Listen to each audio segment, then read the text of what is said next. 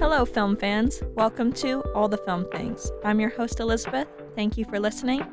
If you're enjoying this podcast, leave a review or a rating. Also, check out the All the Film Things Instagram for updates and more film things.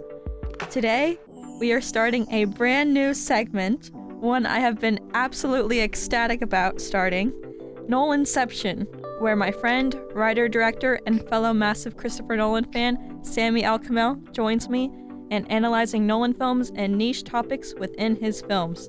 Samy, welcome back, and thank you so much for joining me today. Let's go. Now, we have been talking about this for a while. And I'm so excited we're starting.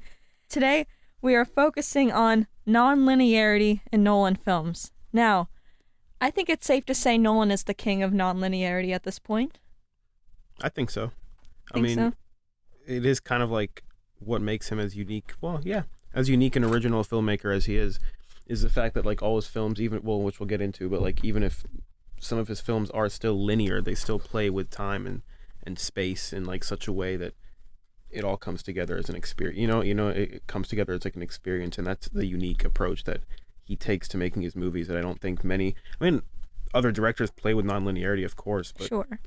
No one's like the specialist in that area, I'd say. 100%. Absolutely. Now, we're focusing on non-linearity in terms of the film itself, the plot itself, because, of course, Nolan uses non-linearity in his montages, his brilliant montages, and he uses parallel editing in his films as well, to an extreme which I think people will be surprised that some of the films that we talk about are not fully non-linear. It's maybe the parallel editing that makes them non-linear, and the film itself is not really non-linear, which I can't wait. It comes down to like editing versus like if you take just the script away from any Nolan movie, you kind of would take away the stylish like editing and the way certain scenes are shot. Like a lot of the pure narratives in Nolan's movies are actually pretty linear, and I'm jumping the gun. I guess we'll get into it. We'll get into it. Because there's some that when I was thinking about this topic, like in anticipation of talking about it, when I was like thinking about this topic, I really did have to separate like in my head, like, okay, let's really think about these and what's non-linear and what's just, edited parallelly, and the results will shock you. Yes. There you go. That's your clickbait tagline for this. Yes. Stay tuned. The results will shock you. Okay. That's the teaser. Yep. All right, now I want to start off by explaining what is nonlinear storytelling. Courtesy of Ron Productions or Aaron Matson on YouTube, nonlinear storytelling is described as events in a particular story occurring out of chronological order, such as parallel plot lines being told at the same time, dream emergence, narrating another story within a main plot line, and jumps in time.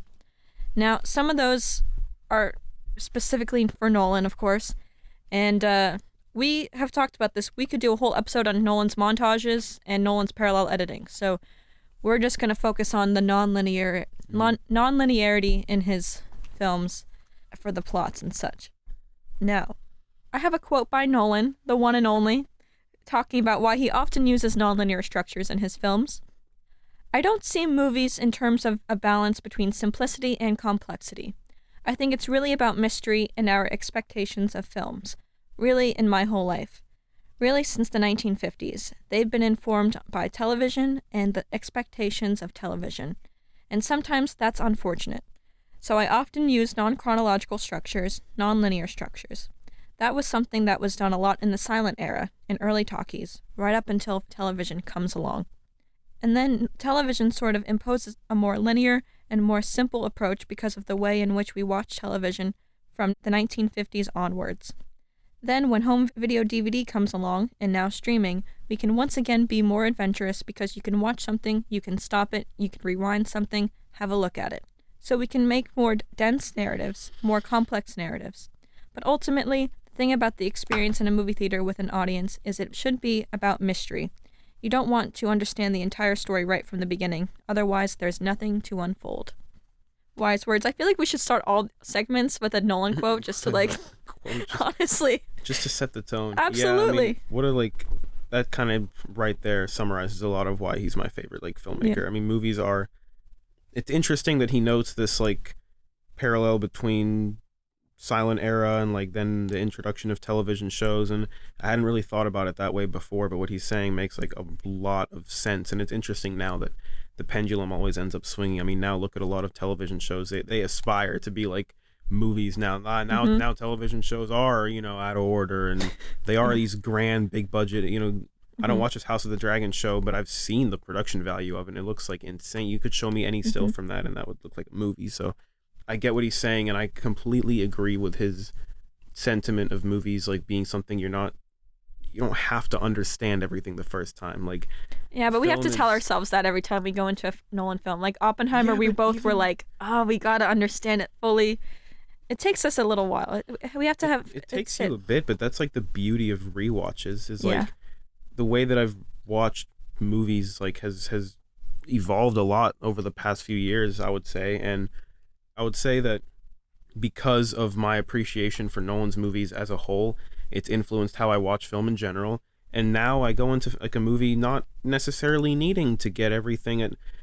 Film's an art form that engages a lot of the senses. It's an audio visual experience. You're looking at a film and looking at what's going on screen, and then you're also looking at how that plays into the story, but you're also listening to how the sound design and how the music is influencing the scene you're watching, and then you're also in your mind placing that scene in the context of other scenes. And you know, I'm not like, I kind of have approached film as like more of an experience than needing to understand everything the first time. You know, that being said, me understanding movies is typically not a problem until I'm going into a Nolan movie for the first time. So sure. You know how it is. It's always frustrating. We want to understand it immediately, but you know, we have to let it sit through it. We have to experience it first, and then we can go through it later and analyze. Now, I do have another quote by the one and only Christopher Nolan about him writing nonlinear films. I approach the structure from a very mathematical and geometrical point of view. A lot of diagrams, a lot of careful planning, but then you sit down and you write the script the way the audience is going to be receiving that information. The hope is that, in that way, you're actually creating a cohesive and worn organic rhythm and story movement. And so the structure I settled on is based on a musical structure called shepherd tone, which is a musical illusion whereby you can keep climbing up the scale, but you never seem to go out of reach if you like. And I wanted to try and apply that to the screen. Is this about Dunkirk? I believe mostly. I think it's from Studio Binder's circular filmmaking, The Shape of Christopher Nolan's films. So maybe this was around the time Dunkirk came out. He was talking about this. Well, because that quote says, like, I made this or we did this. So I think he's talking about a specific movie, but I just say shepherd's tone because that's like what Hans Zimmer did with the score of that film. So yeah. I would think, and that's kind of how it plays into the narrative of that film also, which is a shepherd's tone basically throughout the whole thing, narratively and sonically. Yes. Which is awesome. Yeah, I rewatched Dunkirk. We'll get into Dunkirk more, but I'm going to need some help with a little bit of Dunkirk, so it's been a while since I watched it. Now, which films do you find most similar in terms of their nonlinear structure? Between his films? And his films. It's hard because, like, the ones that are nonlinear are as such in, like, a pretty unique way. I would say Batman Begins and The Prestige are probably, like, in terms of their nonlinearity, it's like a saga. Like, each movie is like a decade-spanning saga of a story, in where you kind of see a journey of a character, like, through different time periods, or not time periods, but you know what I mean. It's not necessarily in order. You know, I mean, the other films of his that are nonlinear are kind of uniquely their own. I mean, Oppenheimer is a whole beast of a Nolan on steroids, honestly. You know what I mean? And Dunkirk's nonlinearity is done in like a genius way. I think it's kind of insane if you ask me. And you know, Memento's nonlinearity is also completely unique. So all of them are insane in the genius. They're all unique, you know. But so if I had to pick two that I would say are the most similar, it probably would be The Prestige and Batman Begins. They feel like character, like journeys, like you're going on a journey with, you know, the motives and the stories are different, but it's probably the two that I would draw together, you know.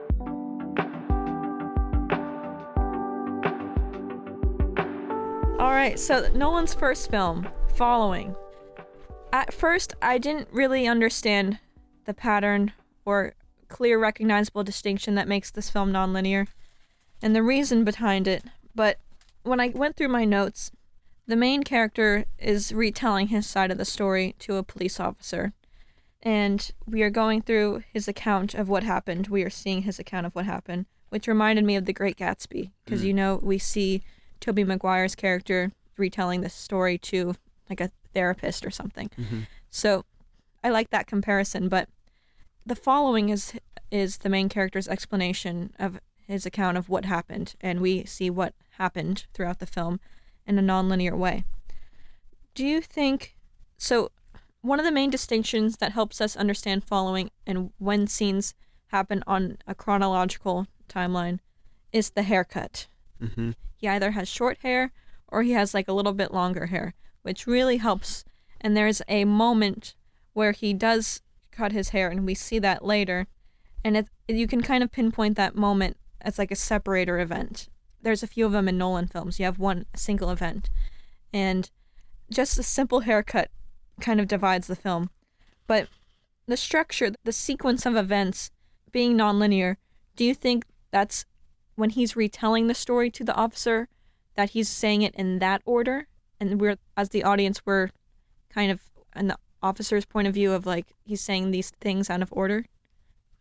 I don't think so. I think the nonlinearity of that was a stylistic choice and something that he did with the budget and resources that he was working with at the time. Like, kind of like you just said, a simple haircut is what drives that wedge in the timeline of the film, and that's probably because he literally, it's Nolan made this movie just on weekends with his friends on a few $1,000 whenever they had free time. So it wouldn't surprise me if the haircut method was just because that's all they could do. He was like, yeah, well, what the hell? I don't have shit to do. I mean, hey, listen, just get a haircut. And if the audience is paying attention, they'll see, and it really is like genius. It's something that like inspires my like, low to no budget project. You know what I mean? Mm-hmm. It's just look around you in the room and see what's available to you and use that at your disposal. So, but no, I mean, to answer your question, I don't think he's retelling the events in that order. I think like, cause it was his first project, Nolan's first film, and he's trying out he's still finding his,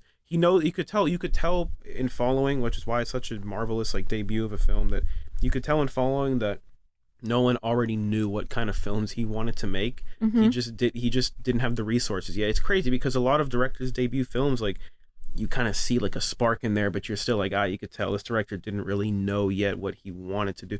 Nolan with Following, he's like, this is what I want to do, and I just need more money and I can do it better.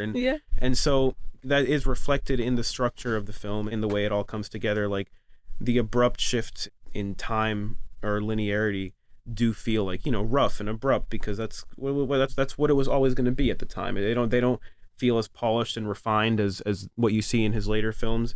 And so that's why I think it's like more of a stylistic choice, because it's something that you see evolve later in his work. I don't think it was a narrative. It wouldn't make sense to me if he was telling the story in that order. Yeah. Personally. That's what I thought too. But since it's a retelling, I wasn't sure if you thought of it that kind of way.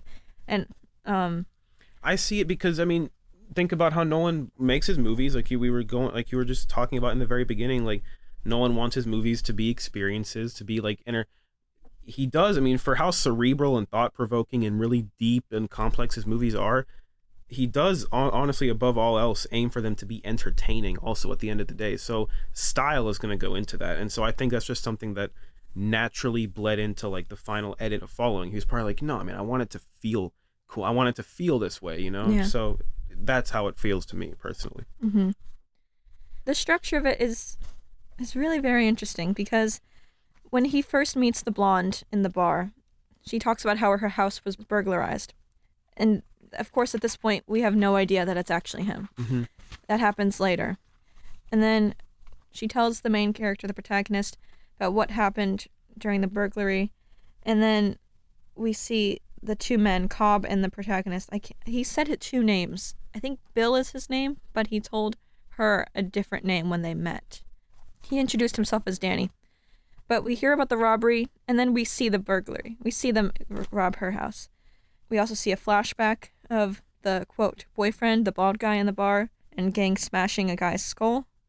Which, man, Nolan got dark in some of his earlier, like Memento, we're going to get to that, but there's some dark things in some of his earlier stuff. But also the credit card. the D. Lloyd credit card. We see it on the table when he has that meal with the blonde. We see it. There's a quick shot of it. And then later we see the cop tells him, sign your name. No big deal. And the same guy suggests he change his appearance, hair, clothes, because he was nervous about being spotted. And he does. And the earring is another thing. But for a low budget, and you were just talking about how, you really can see his style early on.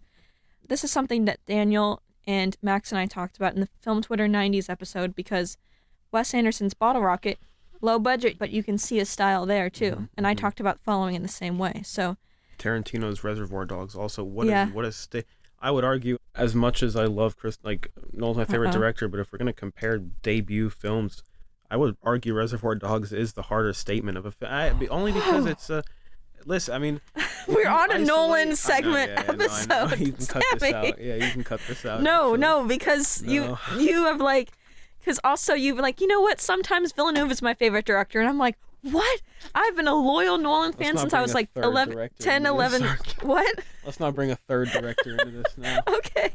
I mean, we can't. No, man. I mean, okay, yeah. Let's not. I won't talk about. Okay. Yeah, back. You're right about following. Okay. Yep. All right. All right. Nolan's second film was really what put him on the map, I'd say. Memento. I haven't watched Memento in a year, 2 years or so. Oh, wow. And I plan on us doing a Memento episode to celebrate the 25th anniversary next year. I don't know if I told you that yet, but I have that in the plans. I'm gonna have to rewatch it again. I've watched it many the times. painful. You have to rewatch it. No, I'm looking forward to it. Me too. I've watched Memento many times. I'm sure. That's why I will let you discuss Memento a little bit, because I have a few notes about it to start us off, but I'm going to need you to probably take it from there, because I don't have it on DVD, and it's hard to find on streaming, and I'm not watching it free with ads, so... Nah, screw ads. No. So, the objective black and white scenes run forward, while the subjective colored scenes run backward. And you were just interesting. You were just talking about how Nolan wants us to feel a certain way while watching Following. He's making us just as confused as the protagonist Leonard is in Memento by the non-linearity and sequence of events. And again, one single event separates the black and white objective scenes that are chronologically first with the subjective colored scenes that come after the single event. Similar to Following and I believe another film or few in our discussion today. So can you discuss Nolan's non-linearity in Memento? Memento's perfectly linear. I don't know what you're talking about. Oh, come on. I don't know. It's a pretty... I mean, it's the most... This guy's wife dies, gets killed, and he just avenges her, and that's the whole movie. That's the whole movie? The end? No. So, yeah, I mean, Memento, let's be real. This thing came out 25 years ago, and I always say it hasn't been replicated yet, because you really can't do something like that. I mean... Well... not to this degree. Not to Irreversible. Not to where the whole entire movie... Gaspar Noé did something similar. He was inspired by it. But Memento is far more complex in its placement. Yeah, I mean, Memento, gives off that feeling of paranoia. Memento gives off, it works as a story told in the way that it's told, but it's also works as an experience that you feel. I mean, it puts you in Leonard's shoes, literally, and it as the film progresses, its structure plays out in such a way that in real time you begin to question, wait a minute, why am I trusting this character? The more you watch the movie, you're like, actually, hold on. This whole time I've been taking the word of this guy who literally cannot remember things from the last 15 minutes, and I'm just taking the facts as they're presented as what happened. No, I mean, it's pretty genius, and the non-linearity plays into that so much, and structurally, from a writing perspective, it's done in. It's done in. I don't know how this guy put this on the page. I really don't. He's a genius. But he's a genius. Yeah. He's a true genius. I know we're not supposed to say directors are geniuses, but I mean, Nolan is a genius. He's a visionary. He is. To be honest, yeah. Let's see. I wish I could contribute more to Memento, but I'll have to rewatch it. So stay tuned next year. Memento episode coming soon. Episode, yeah, yes. There we go. Yes. I love it. Yeah. I mean, the non-linearity is the movie, literally. The movie identifies as non-linear. Well, everyone would consider this was the biggest non-linear Nolan film, but Oppenheimer came up, so I think Oppenheimer takes the cake at this point. You think? I mean, I Over think Memento? so. Well, I mean, I feel like in general, like the whole film Memento is very much nonlinear throughout. And what No. I'm listening because I'm you curious had a to why. suspicious look on No, your I'm face. just curious as to why you'd put Oppenheimer over it. Because I Because think Memento, in terms of strictly non-linearity, I think Memento wins. well, I just put there's a no with Oppenheimer, he is just going back and forth towards the end where it's just like, oh my gosh. Now, I understand why start to finish Memento is very much nonlinear throughout. Mm-hmm. With Oppenheimer, yeah, you'll see scenes back and forth that follow, but I don't know. To me, Oppenheimer just felt like Nolan on steroids with It his definitely is Nolan dialed up to 11. yeah. But from like a start to finish standpoint, I would agree that yes, Memento is the most nonlinear of Nolan film. Yeah. I mean, Dunkirk is up there too, but Dunkirk, we'll get to Dunkirk. yeah, we'll I'm get excited there. to talk about Dunkirk Me because too. it's like, yeah, we'll just get there. We'll get there. Yeah. His third film, Insomnia, I haven't watched this since I was about 15 or 16. I have been meaning to rewatch it, and I'm sure we will do an Insomnia episode at some point because I know you also haven't watched it in a minute. Yeah, I've only watched this movie once, and I mean it's a good movie, but it is like, and then this is literally like what I mean. Nolan was a emerging film, well, not emerging. He had made Memento, but he was still a new filmmaker at this point, and his name, he wasn't a household name just yet. I mean, he broke out with Memento, and so people were like, "Oh, okay, we're listening, we're listening."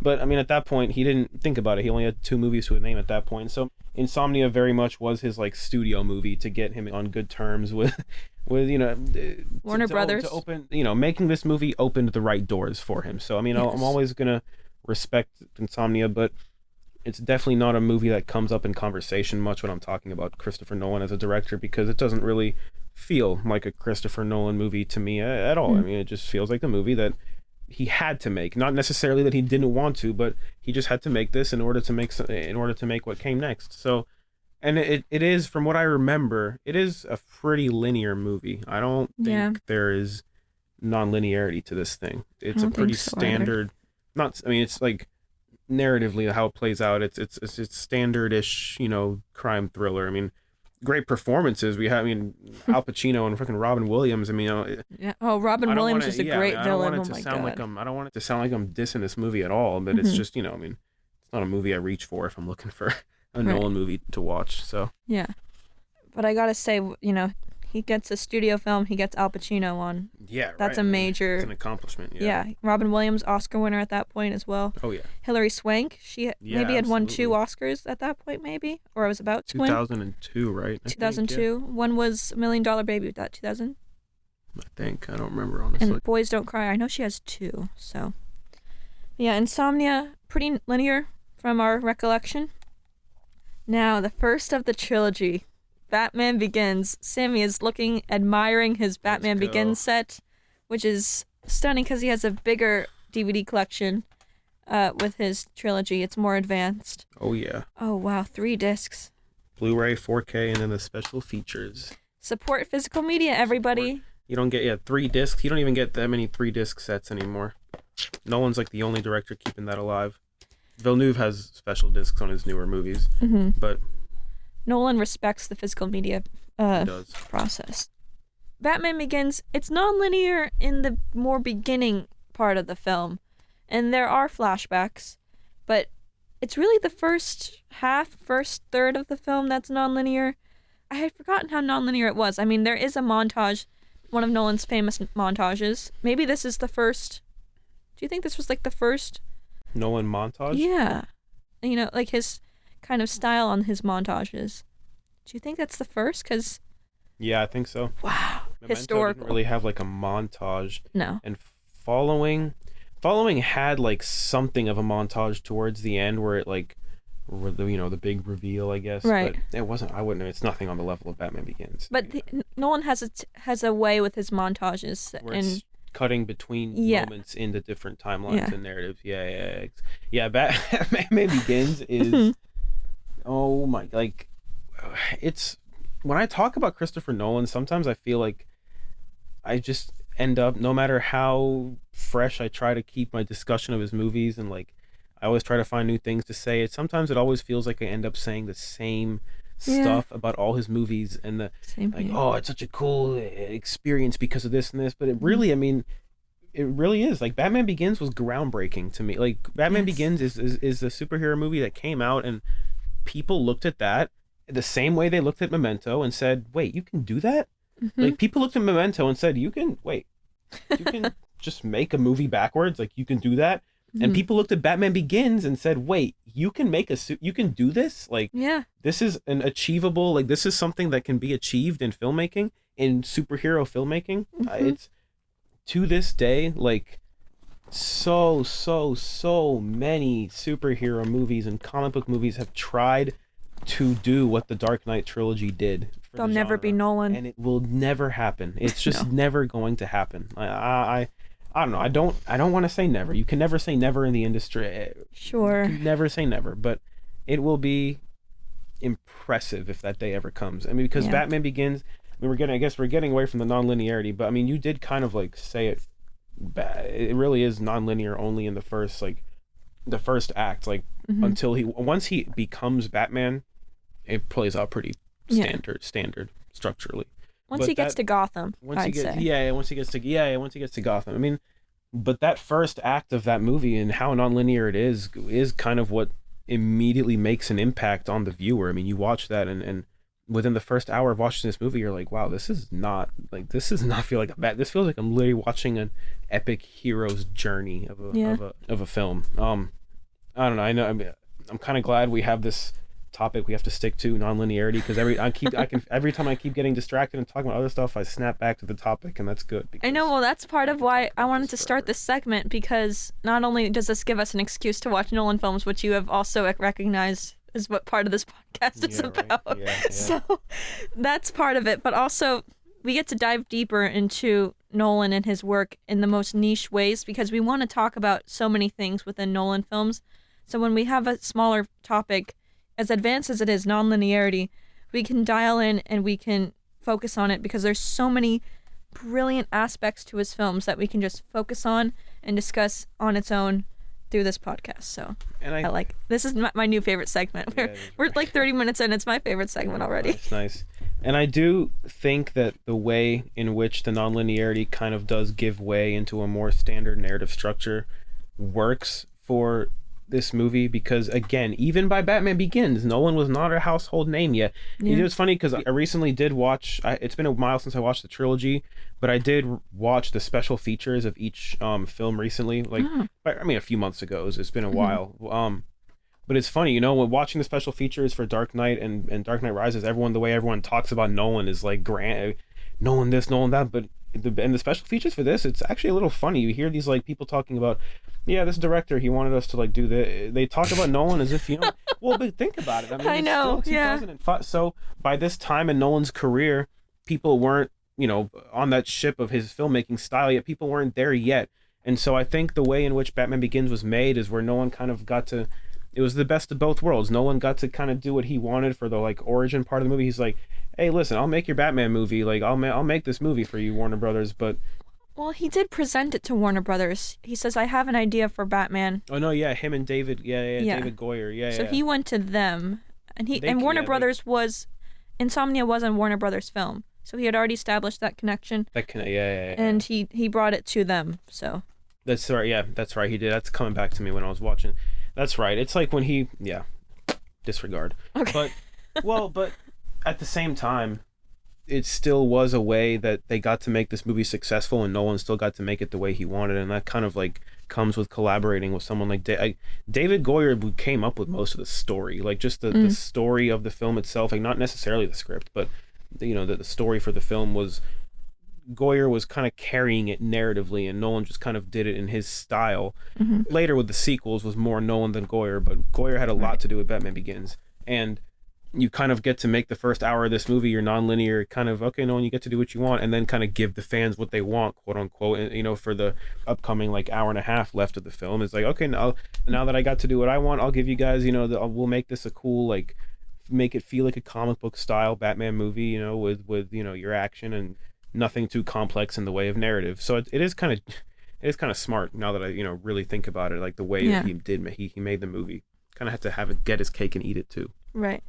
But that's a good point that you made about how he was able to fuse non-linear in the beginning with linear, and it works. And You it wouldn't works, think it and works, you but don't really even ever feel that non-linearity yeah, fading away. You don't miss it, you know? I mean, yeah, it's a cool part of the movie, but at no point in Batman Begins am I like, damn, I kind of wish he was still showing us this shit like out of order. You know, I right. kind of wish he was like playing with the narrative like that. No, I mean, by the time the movie takes on its more traditional narrative structure, you're on board with everything that's been going on up to this point. You're just like, all right, man, I'm ready. I'm ready to see Batman fuck this up. Like, let's go. Yeah. You know what I mean? Like, I'm ready. Like, Nolan, thank you for that beautiful hour-long like origin story told in the way that you told us. Now I'm ready for the goods. You know? Yeah. It's crazy. How did he do that? Like, how does he do that? Like, I don't think know. many people could get away with that. No. Nolan's brain is something else. It's something else. Really is, yeah. It's. I would love to pick this guy's brain. I know, that's the dream. One day we can talk with Nolan. Interviewing Christopher Nolan. Oh my God, can we speak that into existence? Because I really want that to happen. I feel like I'm years away from being officially ready. But I mean, if we could like both of us like get in a room with him, like, can we just talk with you about your films? You know. I'd be like, listen, okay, just you and me. The microphone's off. What's the protagonist's name? Just tell me. Just tell me. Come on, it's just me and you, bro. Neil is Max, right? No, oh my God. Hey, Neil. So hey, Tenet's an Inception sequel, right? Like, just tell us. I mean, right? It's okay, bro. You could just tell us. So that the totem at the end, it falls, right? Like Leonardo's in reality, right? Right. Oh my God. Because he won't answer that damn question. Well, but his answer to it makes sense. I mean, I know, but every time he's asked, he's like, it gives the same answer. I'm like, oh my God, he's never gonna tell us, is he? Because I don't think he wrote it to where there isn't like. Well, he knows. He told Michael Caine. He told Leonardo probably. I know Michael Caine knows, or he was told something. I think he's in reality. Well, he's obviously in reality. I've done the work. We know he's in reality. You say that, but what if no one answers your question and says, "Nah, he's in limbo still"? Then I'd convince him that he's wrong. That would be a sight to behold. Witnessing you convincing Christopher Nolan. Because I'd be like, look, I have the evidence here. Look at my map. I made this when I was 12 years old. Oh my God. I know he gets through and he makes it to reality. I have the map. I don't doubt you, sir. You're the greatest ever. Like, trust me, I don't doubt you, but I just know he makes it. Leonardo is back in reality. Just saying. Oh man. Oh, this is the best episode. Is, yeah. I like it. This is a good way to keep us like we're crushing it. We're staying on topic because there's so much I want to talk about Batman Begins, like, but I can't. It's not the topic. It's not. Well, if you have something that comes to mind. Yeah, but I know. But you know what I'm trying to say is like I just want to like dive deep, but since we have a topic to stick to. Well, yeah, but if you ever come up with like niche Nolan topics or specific topics, let me know. So then we can make episodes around it. Okay, I will. All right. So Batman Begins. I mean, people talk about how great The Dark Knight and The Dark Knight Rises is, but don't underestimate Batman Begins. The best superhero origin story movie. Yes. Still to this day. Yep. That is a fact.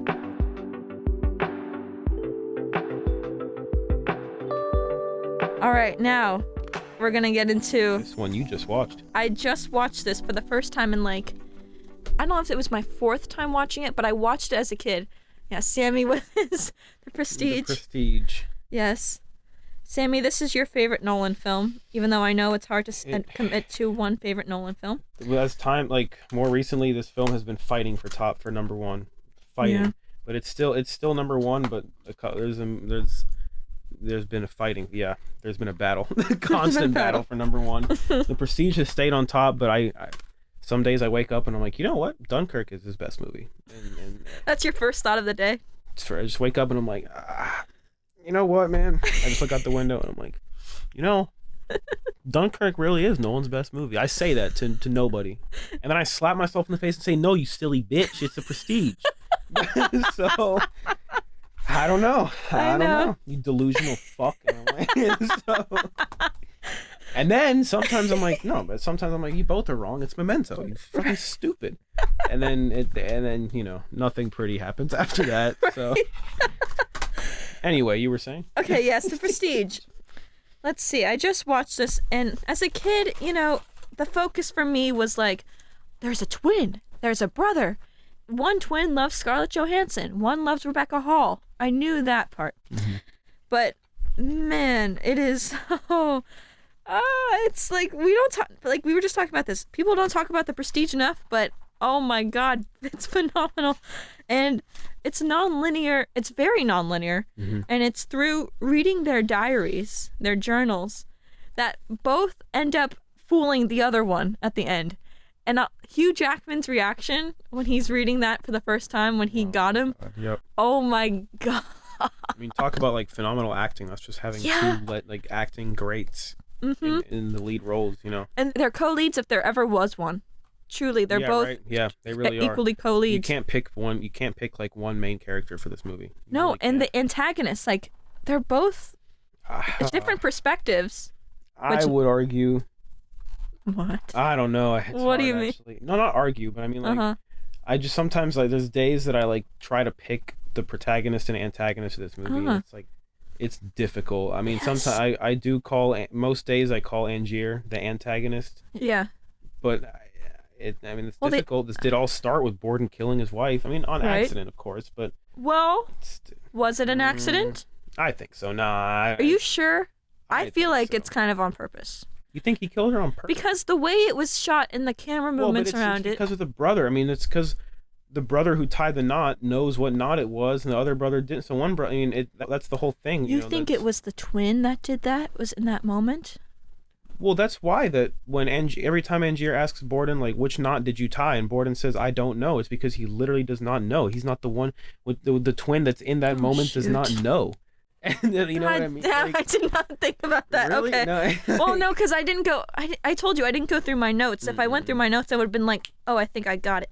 But do you know what I'm saying? That like Nolan's the greatest. he literally does not know because he didn't tie the knot. Oh my god. The twin.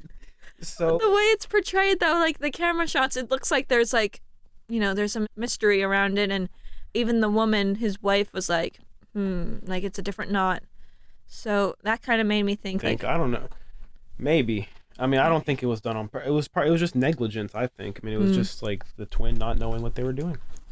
I would agree that Angier is more of an antagonist mostly, but they're both constantly back and forth at each other. The nonlinearity in this is like, it's funny that the way the nonlinearity is like portrayed in this film, because for how nonlinear its structure is, it actually almost does feel a little bit easy to like ride along with, like to like not necessarily follow along narratively, but as an experience going through the movie with these characters, it actually doesn't feel that difficult to kind of stay with them throughout, because the nonlinearity is narratively anchored by this, like, it's a diary, so it makes it a little bit easier for the audience to be like, okay, I get it, they're reading the diary, so like it works, it makes sense, it's not like Memento where it just blindsides you.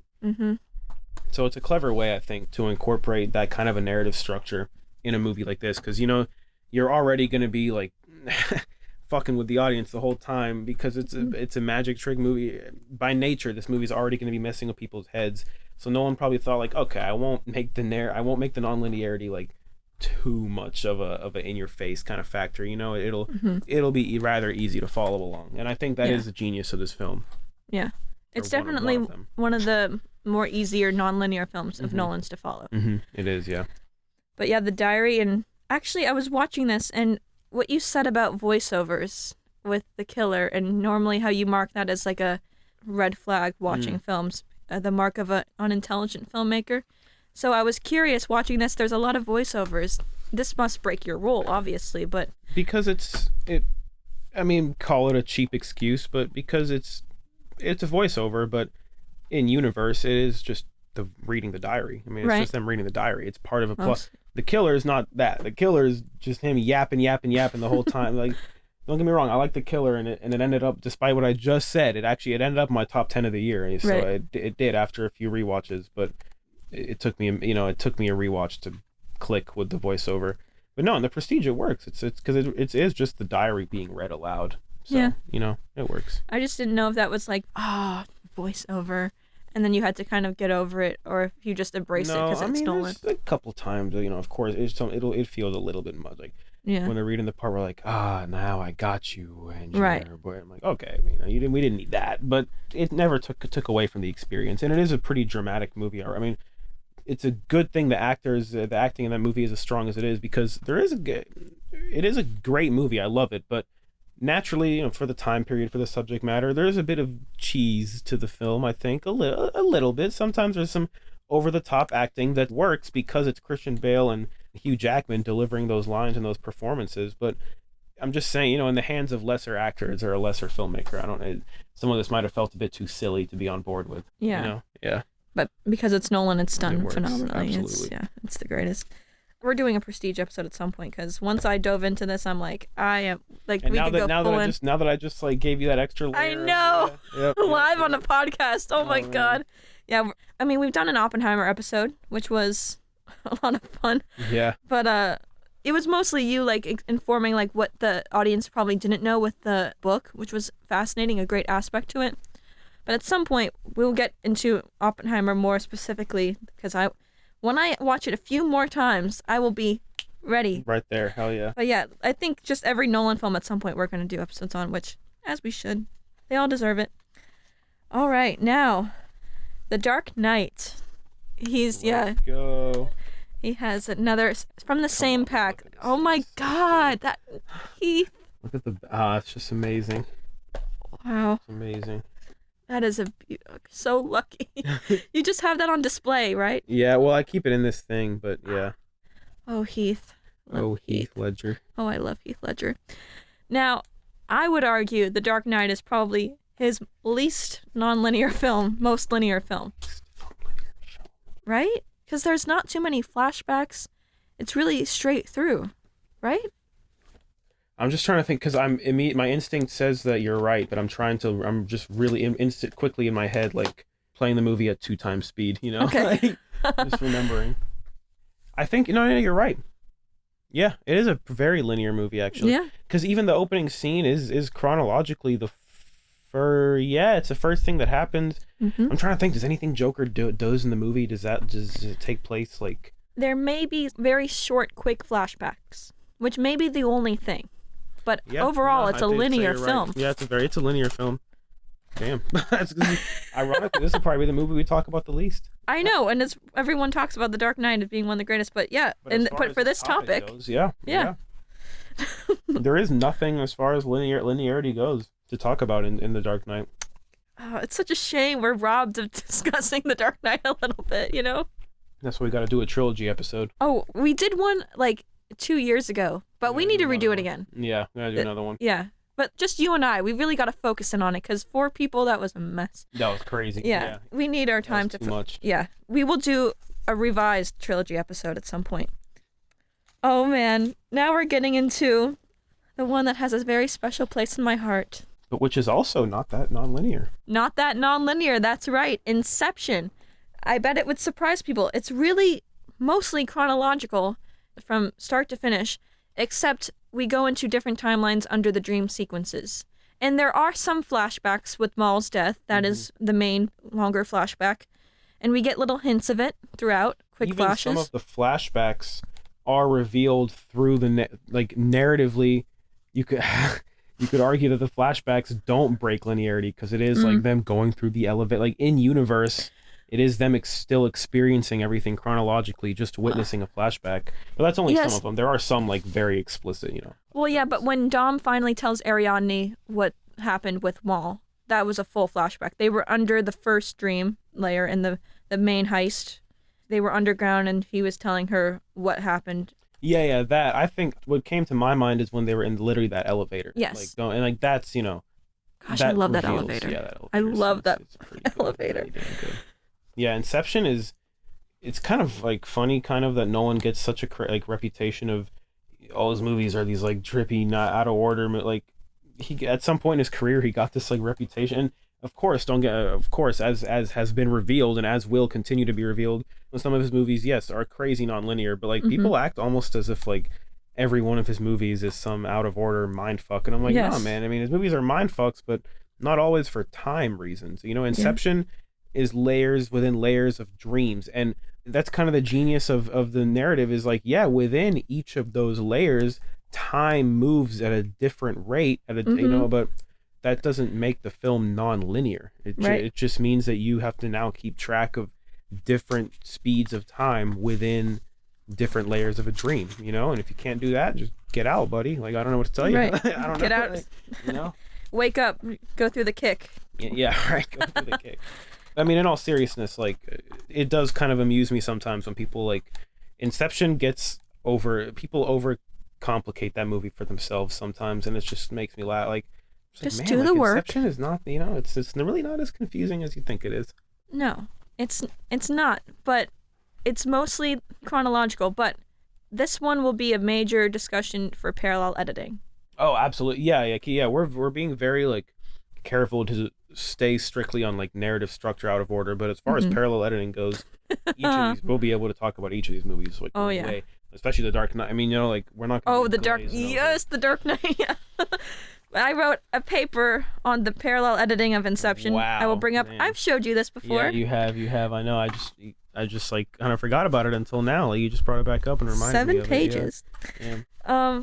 So the parallel editing of the film is what most people will point to as its nonlinearity, and as I said, we will do a whole parallel editing episode because that is something to really dive into. That is a fascinating topic within Nolan's films.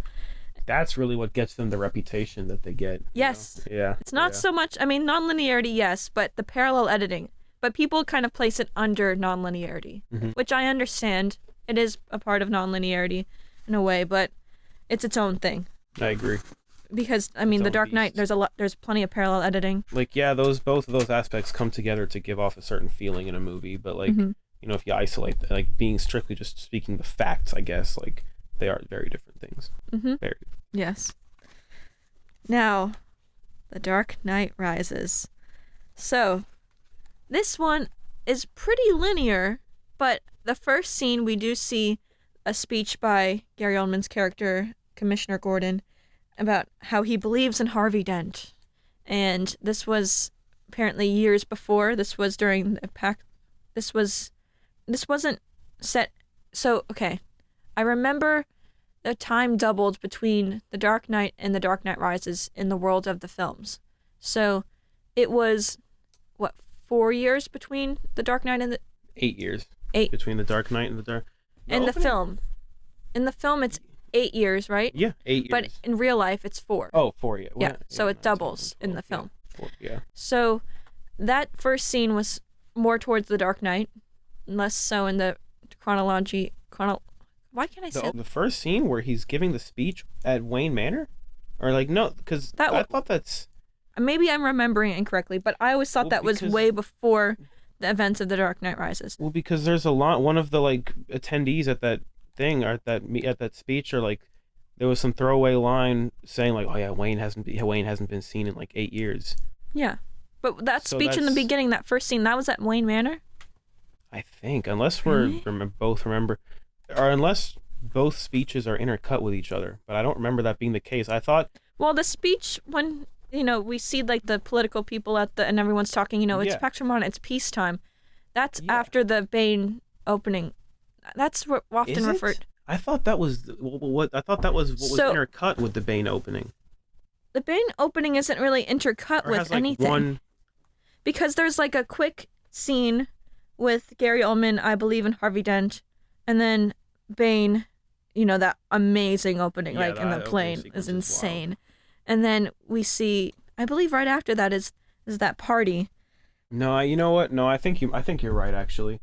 For some reason I don't know. I was like remembering the Bane sequence being intercut with something, but now that I'm really remembering it, like it's not, because that Bane that opening sequence is insane because how isolated it is.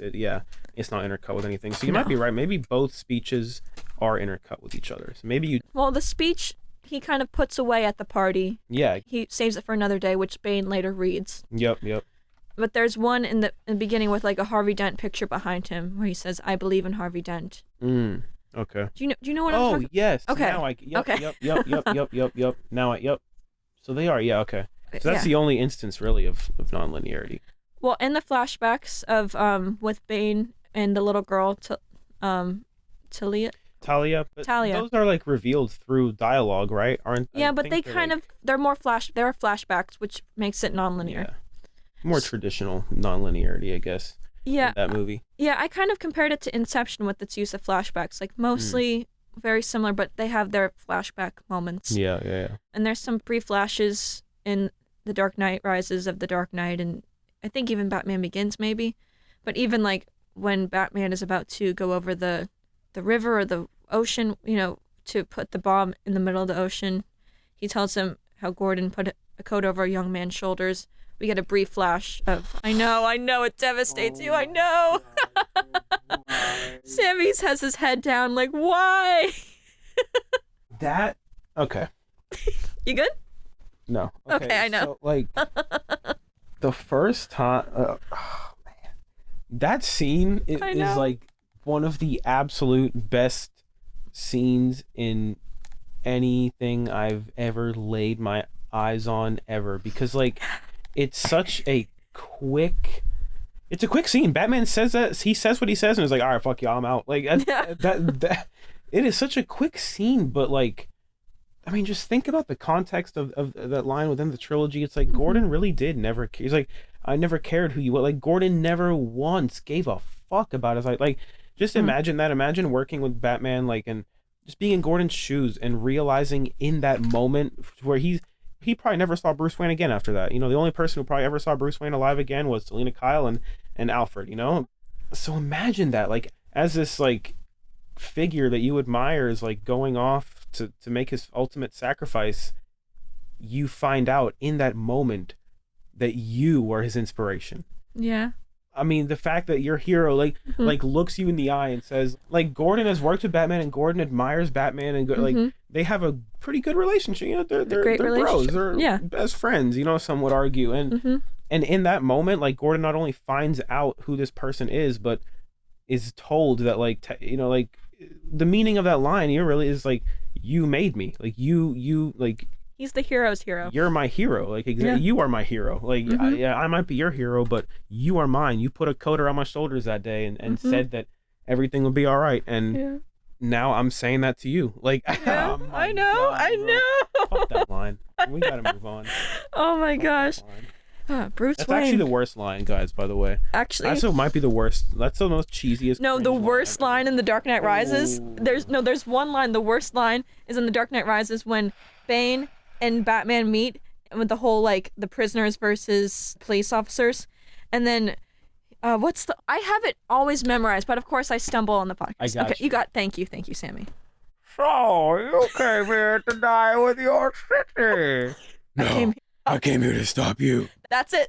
That's bravo, but Bruce Wayne. That was the best thing you could have possibly said in that given moment. Yep. Oh my god. That's the only like weak moment. See, guys, only in a Nolan film can we talk about like one of the scenes that like moved me to tears because of how like deeply profound it is, but literally like 10 minutes before that scene is more the most cringiest line in all of cinema. I'm just like, wait a minute, bro, like how do you do this?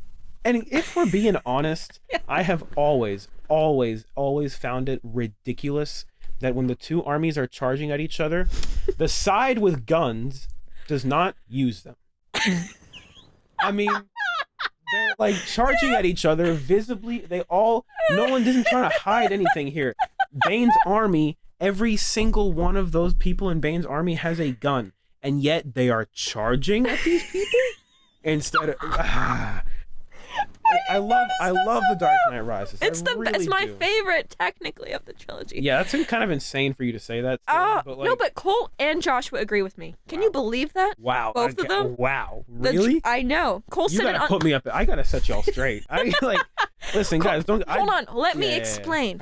The Dark Knight Rises has been my favorite, but as I've gotten older and understood The Dark Knight more, I recognize it's a better film. But for me, nostalgia purposes and how it impacted me as a 12-year-old kid going to see it 3 times in IMAX that year, I understood that one first. So that one has always stuck with me. Now, I know The Dark Knight is a better film. I get it. But I just can't get it away from my number one. Like, I can't. It's tied with Titanic. I can't get it away. It's not like a bad thing. Like, The Dark Knight Rises, I'm on your side. I mean, Are you? I defend that movie. Well, not in the sense that it's the best. Yeah. But well, in the best, yes, it's The Dark Knight. But trilogy. My or favorite. Your personal. Well, then I could never be on your. Favorite is inherently an opinionated statement, so I could never be on your side. You know, but like, The Dark Knight Rises is probably like the sloppiest of the 3, and yet every time I watch it and I kind of admire it for what it really does. I mean, just in terms of kind of what we just said, some cringe lines versus it. By sloppy, I mean like it doesn't have that same Nolan polish that most of his movies have. Really? There is like, I mean, it's a phenomenal film. Like, but it's a phenomenal film. But yet we both were sitting here 5 minutes ago laughing about the cringiest line. I know it's one singular line. One singular line, and then the army's this and soldiers not. They're what I'm kind of getting at is like, I've always defended The Dark Knight Rises. I've never thought it was a bad movie. I've always thought it's a great movie. I really, I love that movie, and it's the one that has aged the best for me out of all three of them. Really? Because for me, Batman Begins and The Dark Knight already made such a strong impression on me that I already love them to death. And every time I watch those two, I'm just sitting there and I'm like, wow, man, this is just masterclass film, man. I'm just already there for the ride and enjoying it. The Dark Knight Rises, even though I love the least when I first watched it. Interesting. But every time I have watched it since then, I find myself willing to forgive a lot of the flaws that I see in it because it's very high concept. It's probably the most ambitious in terms of scope of the three movies. And The Dark Knight is a phenomenal crime thriller, but it's local. I mean, aside from the little stint in Hong Kong in the beginning, The Dark Knight is a fairly local movie. I mean, Dark Knight Rises is a war movie. I mean, think about it. When we get into the third act, at that point, we're having the president talk to us on a TV screen. The Dark Knight Rises is a war movie. It's a grand military operation of a movie. If you really strip away the comic book names here, and Bane, Ra's al Ghul, and the League of Shadows, it tells a pretty crazy grand story for something set in a fictional universe. It feels like a movie that should be set in like the real world almost. In its tone, I watch it, I'm like, wow, like this is, as a conclusion for a superhero trilogy that already established itself on the level it did with those first two movies, like this concept wise is really the only thing that could close out a trilogy like this and do it justice. Have this be a war movie is crazy to me, and it's why I'm willing to overlook a lot. I do think this is his sloppiest movie ever made. Out of all his, every time I watch it, I cannot help but get the sense that at this point he kind of just wanted to finish this and make Interstellar. I watch this movie and I'm like, dude, Nolan, I feel like in any other movie, I feel like if the scene played out the way it did when you saw it, he would have said, cut, we're redoing that. There's just things I see in this movie where I'm like, Nolan would not, if his heart was 100% in, if he was like hungry for this movie, he would not have let that take make it into the final cut. He just would not have. And that's not a bad look. I mean, we're all human beings. I mean, we talk about Nolan as some visionary director. He's not a god. He's a human being. I mean, it's okay to want to be done with the movie and move on to your next project. And again, I overlook those shortcomings because I think in terms of its concept, what it reaches for, it largely succeeds at. It really does. It's a phenomenal trilogy closer, and I will defend it until the day I die. But I forgive and overlook its shortcomings, but I can't ignore them. It's something that I have to talk about. I mean, he was getting tired of them. Like, he wanted to kind of move on. I've read stories behind the scenes of that, so I understand that. Trait, you can't. It's okay. It's fine, but hearing the word sloppy with Nolan is just like, okay, yeah, right. Like, that's just not a word you use with Nolan. Like, does the phrase, if I say it's his sloppiest movie, if I say it's his least well put together movie, does that taste better going down? Can you bear that? Yeah, The Dark Knight Rises, I mean, yes, that has its weak line, yes. Let's be honest, Talia's death scene, are you kidding? I had a feeling you'd bring that up.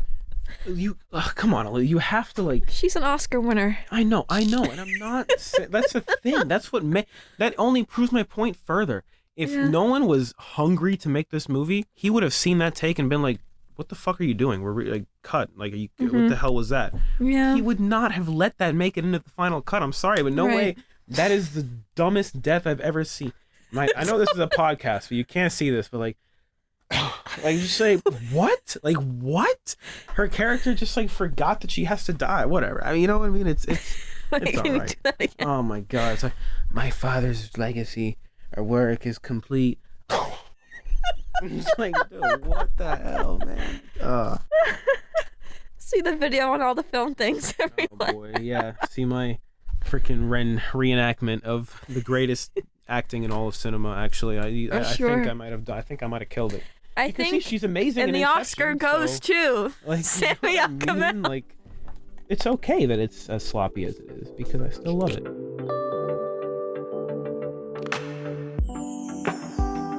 Now this one I have not seen in a while. Interstellar. I'm saving myself. You're saving yourself for IMAX. For the IMAX re-release.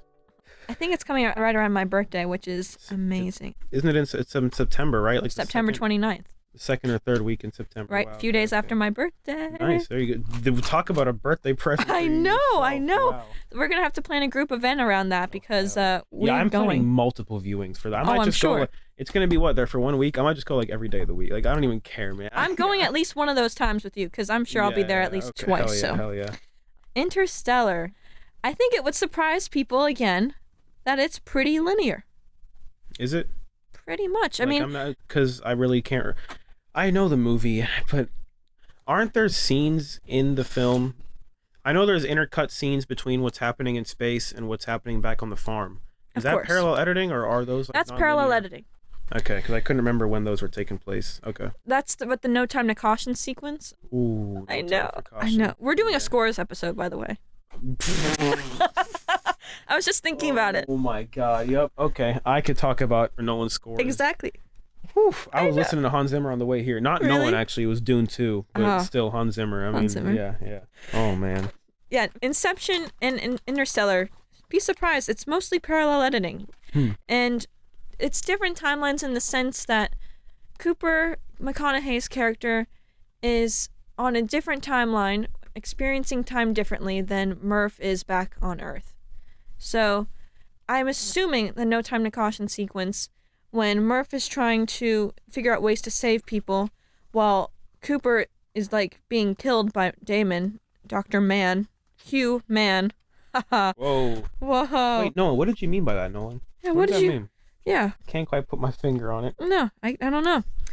But when I saw that in theaters and Damon showed up, I was like, oh my god! Yeah, what a surprise Matt Damon jump scare. I know, jump scare. The scariest moment in any Nolan. Like, Matt Damon, where'd you come from? Like, wait. I'm like, Matt Damon. I wasn't ready for you to be in this. Yeah, but so, let's see. I have it in my notes here. I'm going to refer to it as What, well. in No Time for Caution, when it's like the struggle on man's planet, like, versus... When man, like, breaks through his... Helmet, yeah. And he's, like, trying to breathe and survive. And Murph is trying to... Oh, I found it. And that definitely seems like parallel editing to me, to also give off the kind of feeling that, like... I mean, okay, you know Cooper's not gonna, like, die. But he probably feels like he's about to die in that moment. And so the last thing he's thinking of is his, like, kids. Yeah. So it's probably, that's probably the feeling that it's trying to give off with that scene. But no, yeah, I'm trying to think about Interstellar now, and the more kind of coming back to me, like, I don't remember it being a nonlinear film.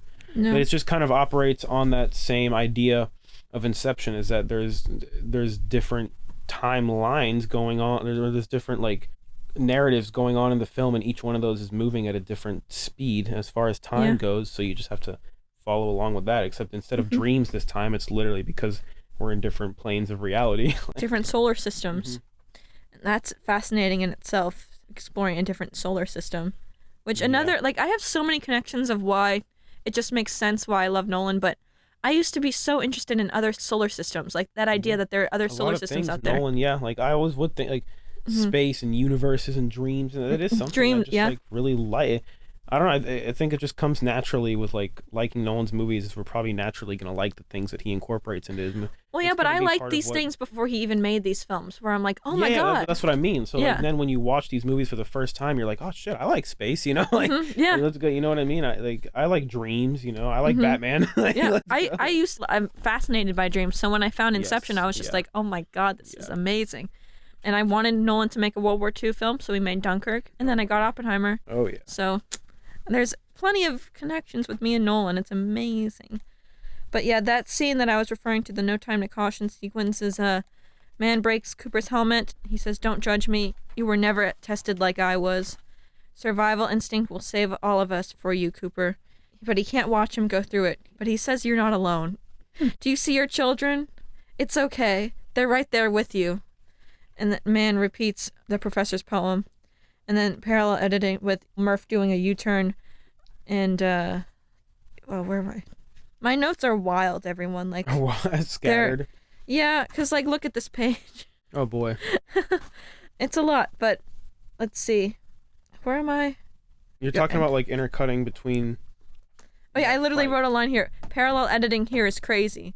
Young Murph, 5D Cooper, older Murph. This is later. 5D Cooper. Yeah, because he's in the Tesseract. Fifth dimension. Tesseract theory. Oh, my God, it's amazing. I mean, perspective in its own can be its own episode. Yeah, because that's like such a crazy.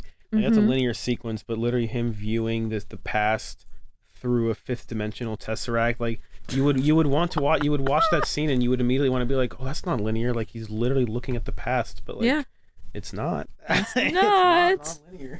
Not non-linear. Yeah. Interstellar. I'm sure once we both rewatch it soon, we'll fully go in depth on that. Oh yeah. Yeah. Now, the one that you've been excited to discuss. Oh my God, yeah. Dunkirk. Dunkirk is like fights for that top spot all the time. Nolan gives us the structure, so that makes it easy for us to follow and understand. But I gotta say, watching it back for the first time in a while, I'm confused on where Tom Hardy's character, in his perspective, interacts and coincides with the other timelines of land and sea. So throughout most of the film until that third act, Tom Hardy's timeline only really coincides with the Barry Keoghan's timeline. Sea. The sea, right? It was the Mole was the week with Fionn Whitehead's timeline. And Branagh. Yeah, okay, the sea. It really is the air and sea for most of the film. Mm-hmm. Like the first time is when when the sea timeline, when they're first like setting out on their trip and see the planes fly over them, and then later you see that happen again. So like it really is only at the third act, which is why the third act is so intense, honestly, is because that really is the first time actually that all three of those timelines come together and coincide. And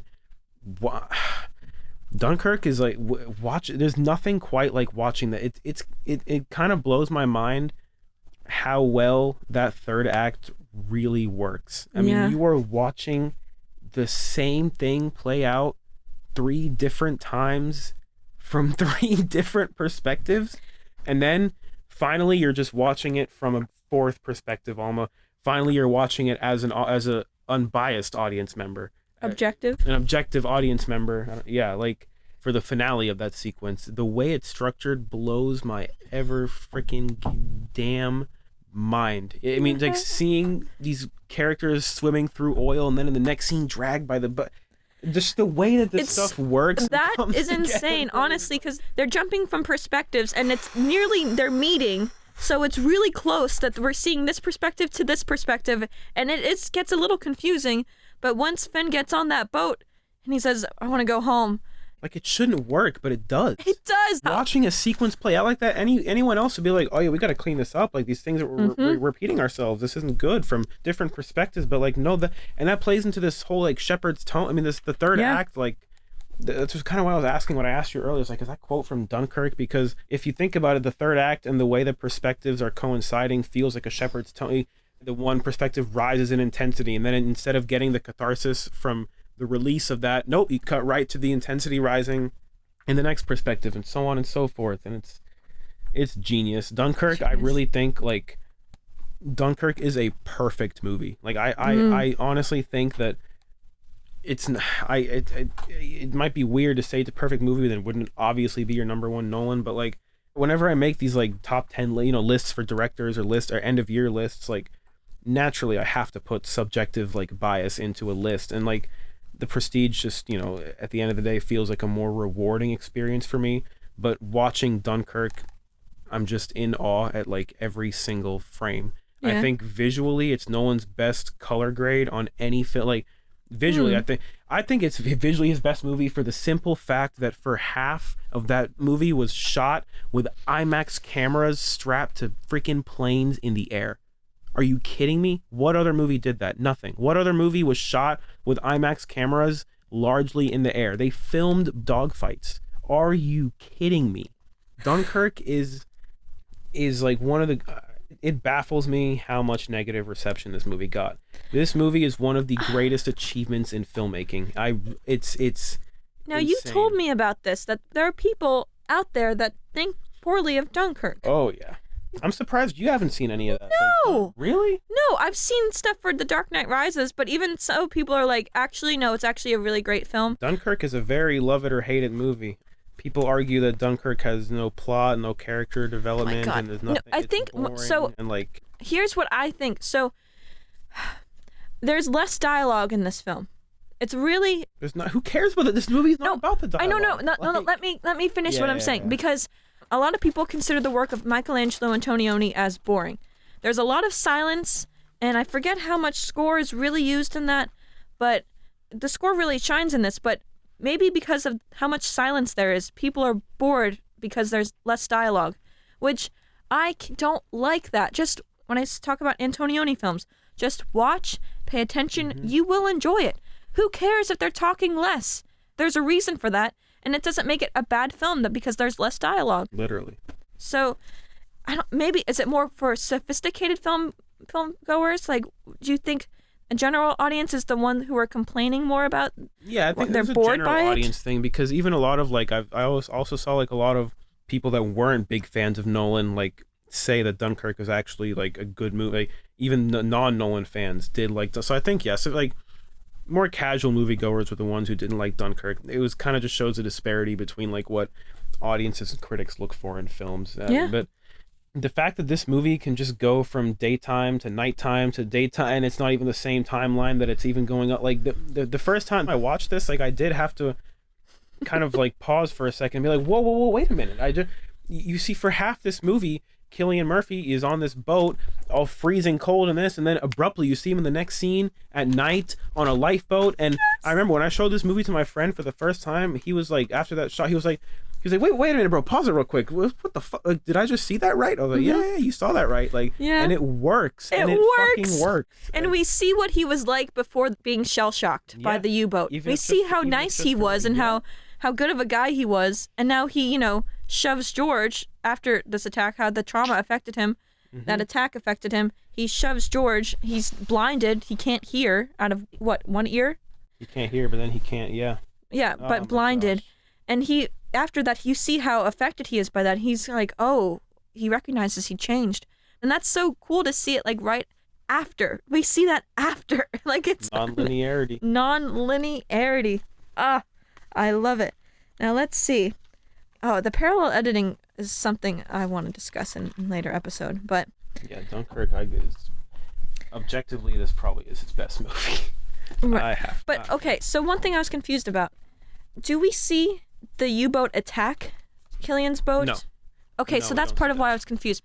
Because he doesn't have his own timeline. Exactly. So, like, he's just a side character in the C timeline. That's all. Yes. And that's he makes a cameo in the Mole timeline. You know what I mean? He's like little cameo. He's just a little cameo. But for the Mole, which is the land, which is 1 week long, there's 2 point of views. We see Finn, which is the main point of view, and then we see Commander Bolton, which is Kenneth Branagh.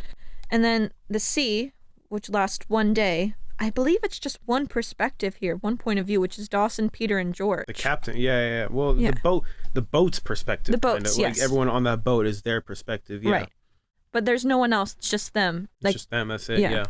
And then the third one is The Air, which is 1 hour long. We see one main perspective, which is Tom Hardy's character, Farrier. I hope I'm saying his name right. Farrier, and the other guy was what? Collins. Collins, yeah. But we briefly, for a little bit, when he's going down, when he's trying to get out, which like, when we see the C's perspective of that, and like I know, and we see Collins' perspective. And the boat at the end of the mole perspective, like that boat that you see earlier in the tide was already carrying it. Like, oh my god. Well, that boat. So the boat that Harry Styles and Finn were on, we see that earlier in the film, right? That blue. Yeah. It's the blue boat from earlier. It's the yeah, the blue exactly. boat. The bloat. The bloat. I talked too fast. Best. Oh my god. The more we talk about this, the more I'm just gonna like officially declare that it's my number one. Where is it? Where does it rank on your list? Like 2 or 3. But Memento was 2, right? Yeah, but even Memento might have to go. Oh shoot! You really rethink. Did your day start with like, you know what? How will I rearrange my Nolan picks today? It's really just like the top 3. And actually, I don't know, because Tenet. I know, and we're gonna get to Tenet in just a moment. Yeah, Tenet. Should we get on to Tenet, or do we have anything more to say about Dunkirk? Nothing that would be on topic if we're being Okay. honest with ourselves. So So Tenet, the film that confused the world, the film that people are like, I don't get it, it's not a good film. But you and I have done the work. I would say mostly understand it. We really did the work last year about the film. So linear as fuck. Tenet is linear, and you might be scratching your head. Yeah. You might be sitting there thinking, "Oh, Sammy's just joking again. He's doing this thing where he just classic jokes again." Sammy. But nope. No. Tenet is linear. Tenet is linear from the protagonist's point of view, which the audience has access to. From the protagonist's point of view, that first scene in the opera house, which blows my mind that it's the first scene. It takes place. Yeah. I know. Oh my god. And then at the end where we see posterity. What a crazy track by Ludwig. Yeah, first with Ludwig Göransson. No, Hans Zimmer, but he personally recommended Göransson, which was a great choice. But yeah, so it's a linear film. What should we say about that? Well, but we're right. You know I know, what I mean? we're right. I don't know, like, if we're talking about from Neil's perspective, it would be in reverse. but the whole idea of Tenet is like looking at the world in a different way, like looking at things differently. Like Tenet is the biggest hurdle for people, I think, for Nolan fans and non-fans alike. Like even Nolan fans were like, yeah man, Nolan jumped ship with this one, I can't do this one. Like, and on a certain level, like I've always said this about the way I watch movies versus the way other people watch movies, and like everyone's entitled to their own way of watching movies. And so I 100% can understand somebody not liking a movie on the basis that you have to watch it several times. You know, I get it. You know, if you want to just watch a movie once and be done with it, and it's not a completely unrealistic expectation to want a movie to satisfy you on the first viewing.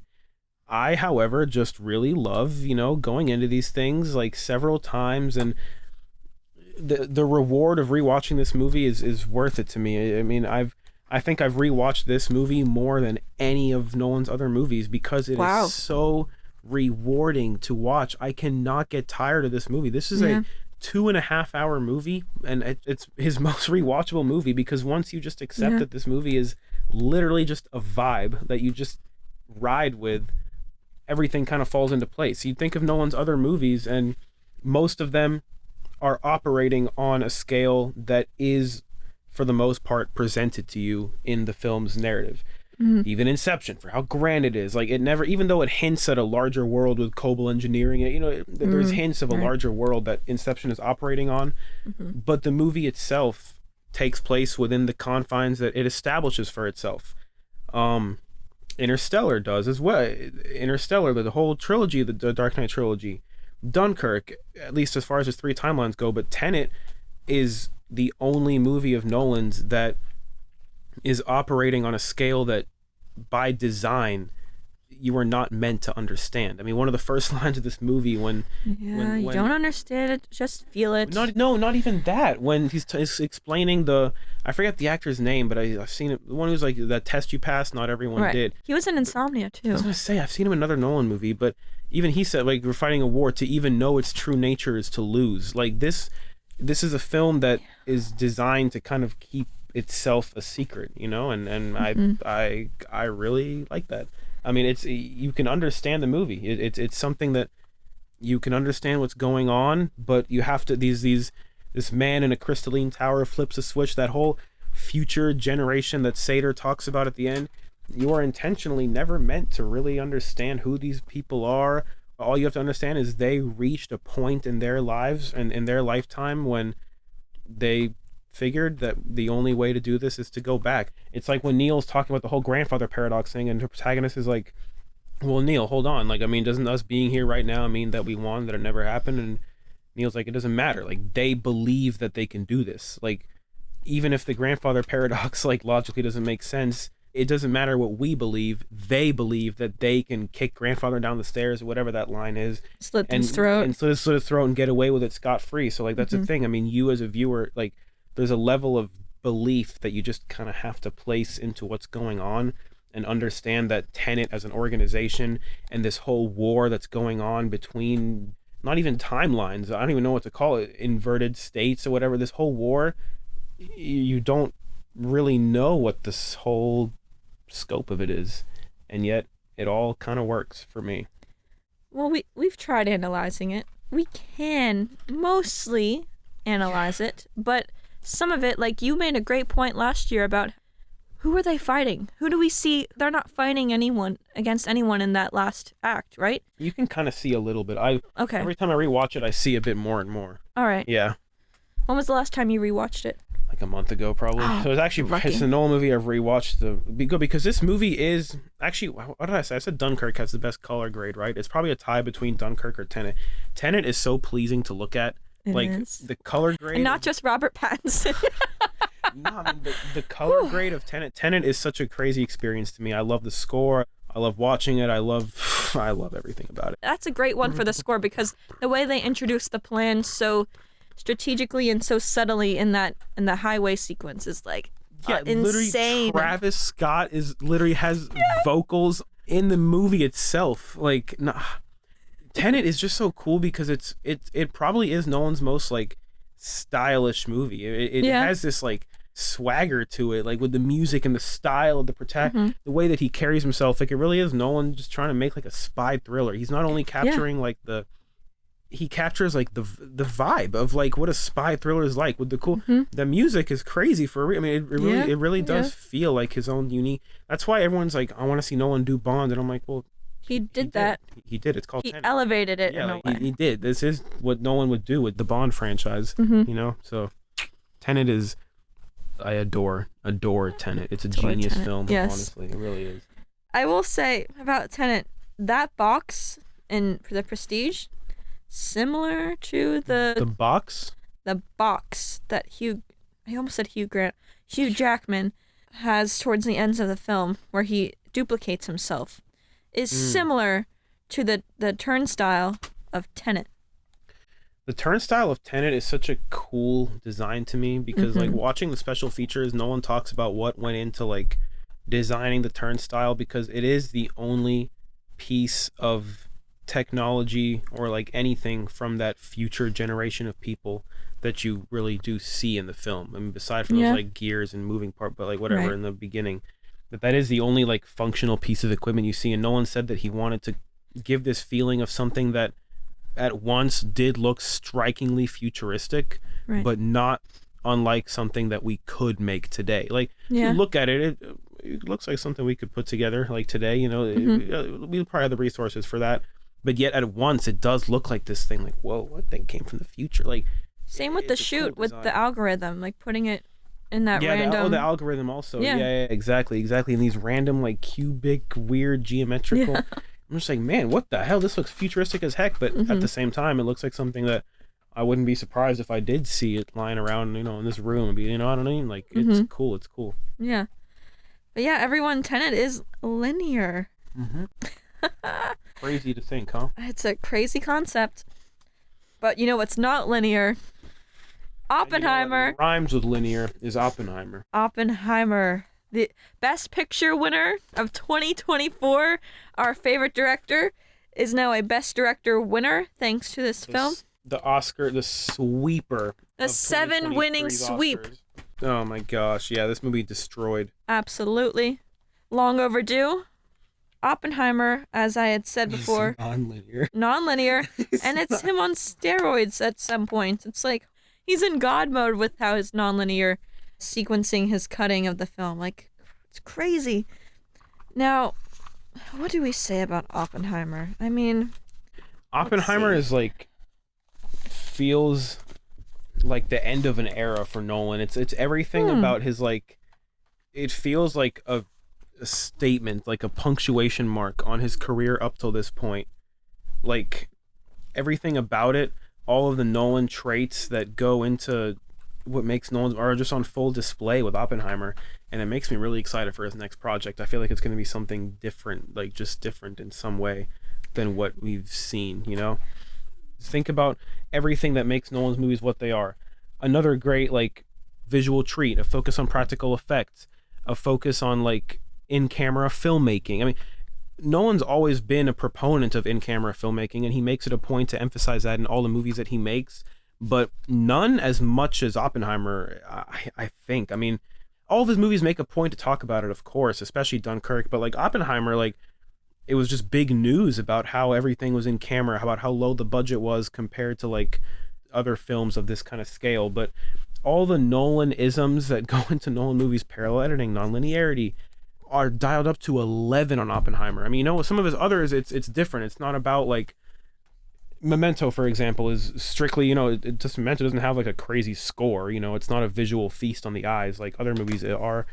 Dunkirk, Dunkirk's a perfect movie. I probably shouldn't use that as an example, but like some of his movies like focus on certain aspects of his style more than others, but Oppenheimer just brings it all together. I feel like that's how it feels to me. The culmination of his work up until then. This point, which is why I feel like whatever he does next is, I'm sure it'll still feel like a Nolan movie. But sure. I feel like it's going to be different in some way, and I'm looking forward to that.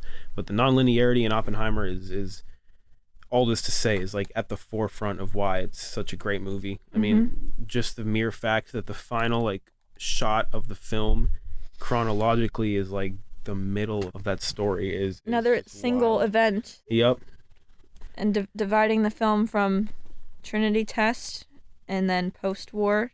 In the middle is that moment that we see at the very end. But we saw it from a different perspective earlier on, from Strauss's perspective.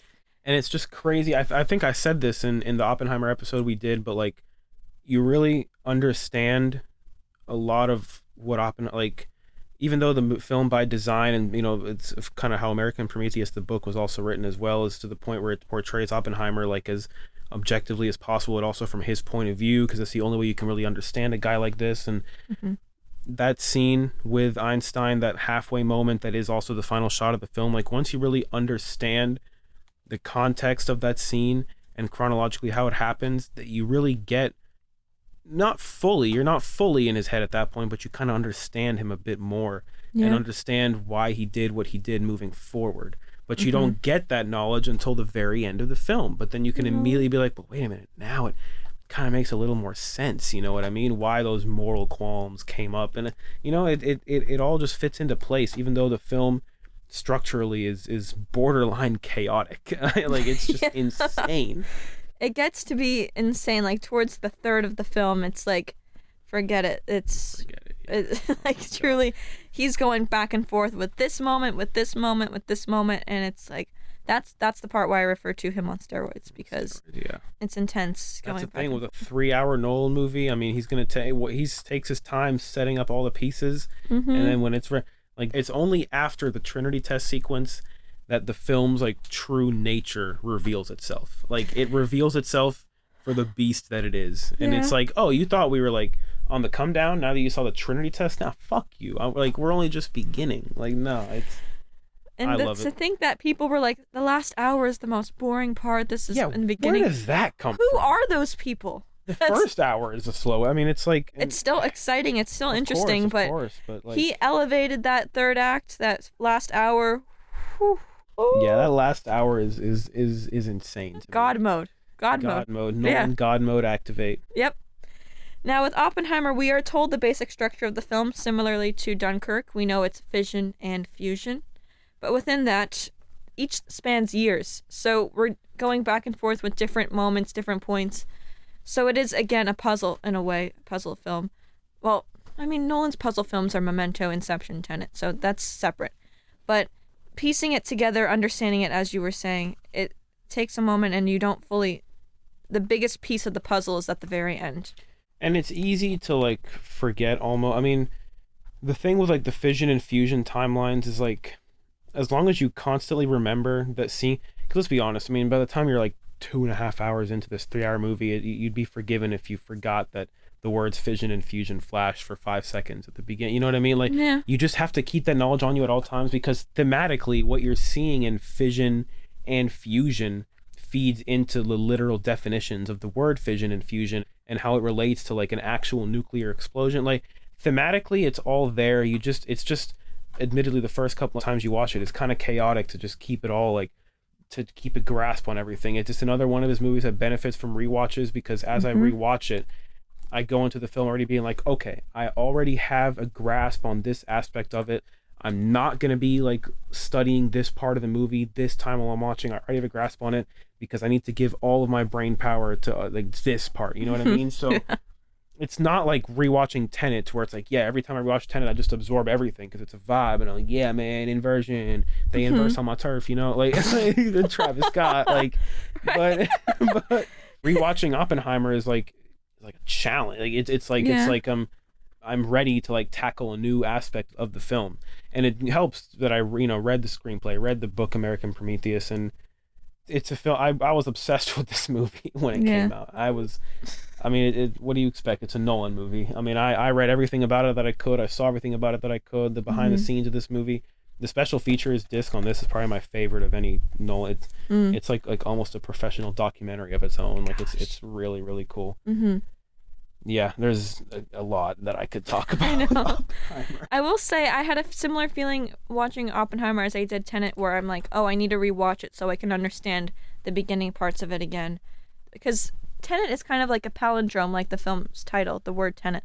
So you get to the end of the film and you're like, wait, I gotta rewatch it again to get, it's like a circle. Yep. And I kind of felt similarly with Oppenheimer, even though it's out of place. It's not a full circle. It's that middle point of the film is at the end, but it would benefit from another rewatch soon after. Because it is a lot to try to place everything chronologically. You really have, and Nolan, like, something that I won't say Nolan like holds your hand in any of his movies. He never does anything like that, but he assumes the audience is intelligent. He assumes the audience is intelligent, but he does kind of help you out a little bit more in some of his earlier movies. I would say, like in Oppenheimer, these cuts between, especially you're right. These cuts, he's unforgiving. He just cuts and he's like, listen, man, if you're not with this, I'm sorry, but like.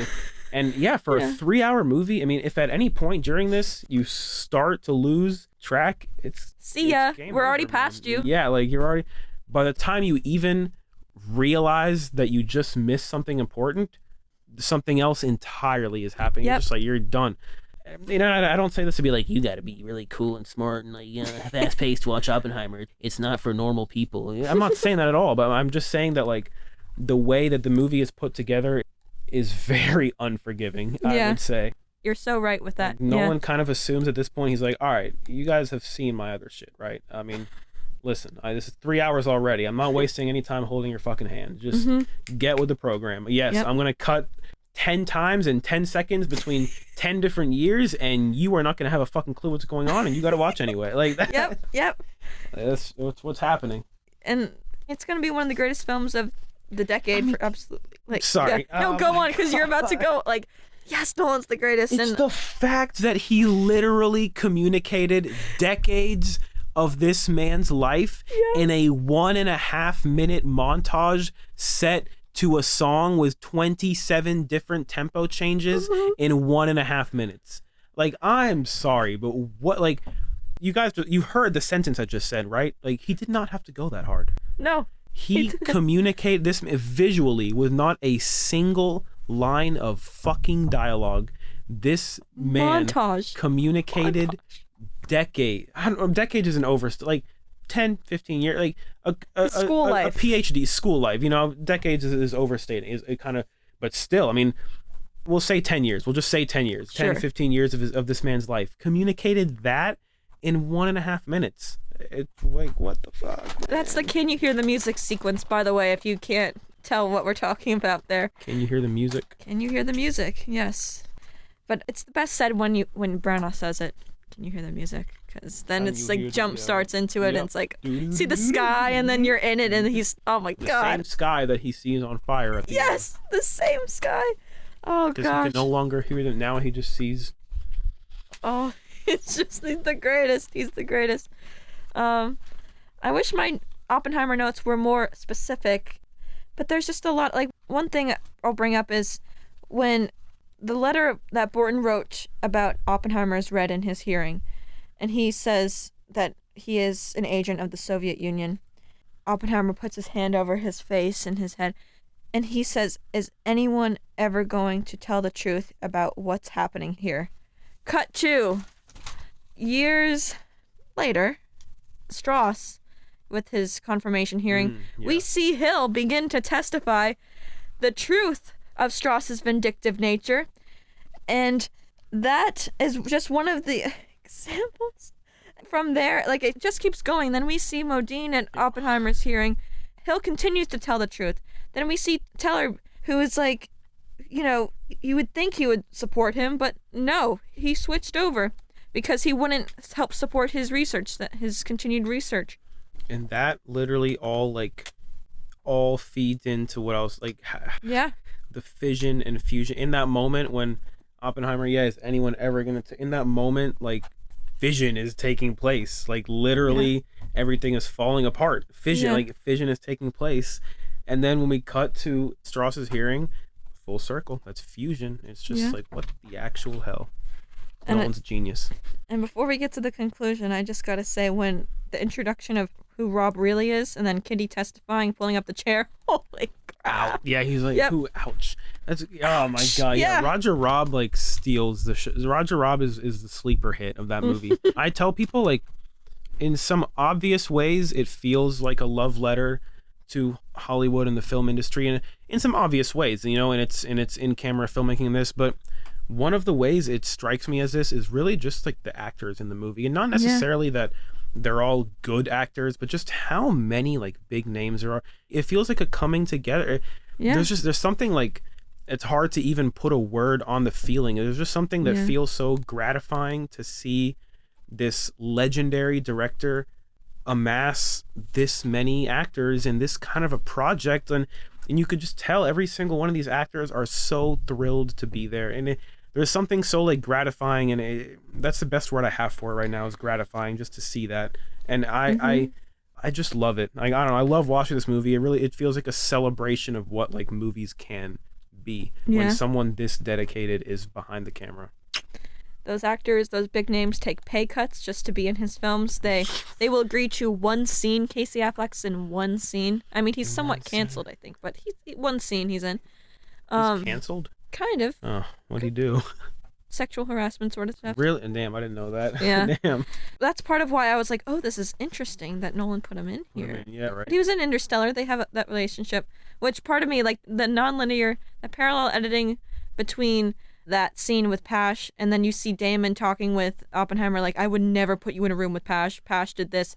And, you know, Damon and Affleck, they're longtime friends. The way characters are, like, revealed in this movie, it's funny I say characters, these are all real people. I know, Well, but characters in the film, of course. The way that these people are, like, revealed is like, they're revealed like an instant after you hear about them in dialogue, and then you see them, and then an instant later context is given to them through dialogue. Well, that's a common theme with Nolan's films. He does that. He keeps doing that. That's a big part of his non-linearity. He does that in Tenet. Yeah, he does that. He does it in Following. Yeah, he does. Oh my, Trace it all the way back to his first film. Dark Knight. Yeah, wow. See, there you go. Genius. Everything that makes Nolan is in Oppenheimer. Yep.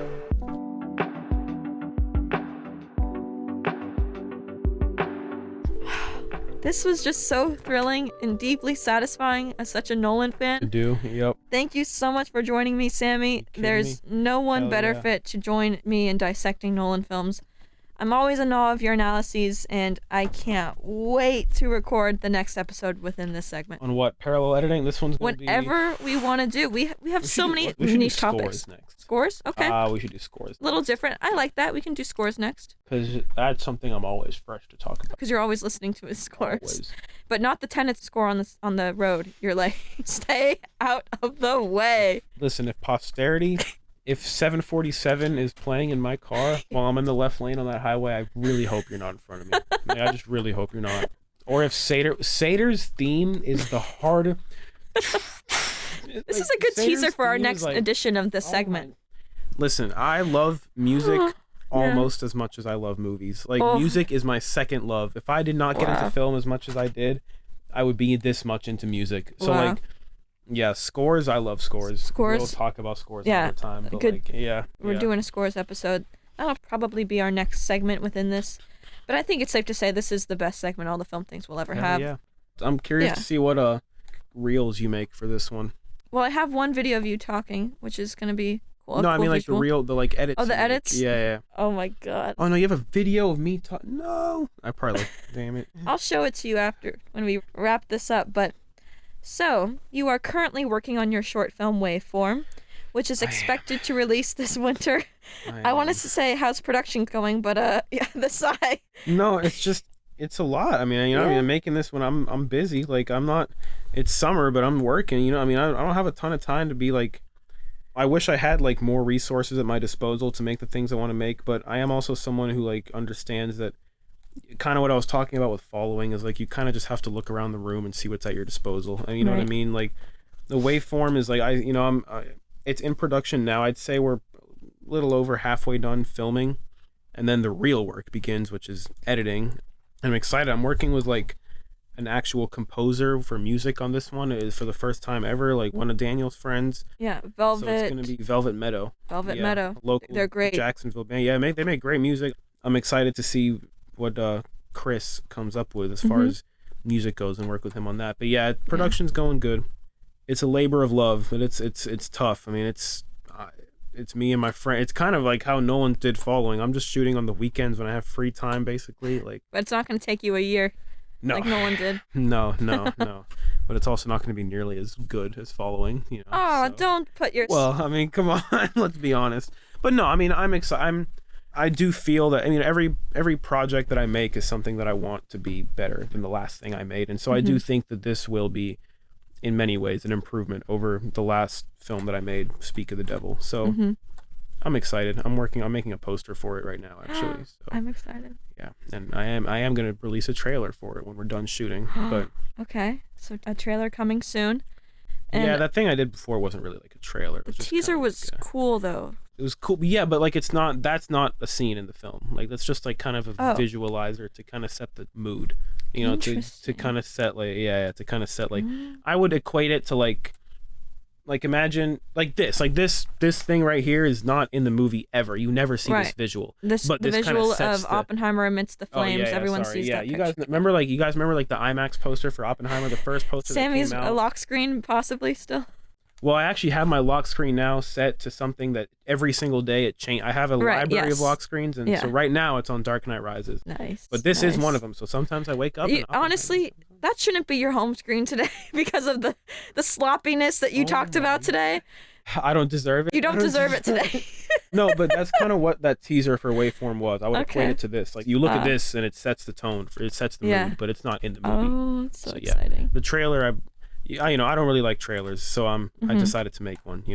So I want to make a good one, like one that'll not reveal anything, but also like reveal a little bit. Well, is there anything you could say about the story of Waveform?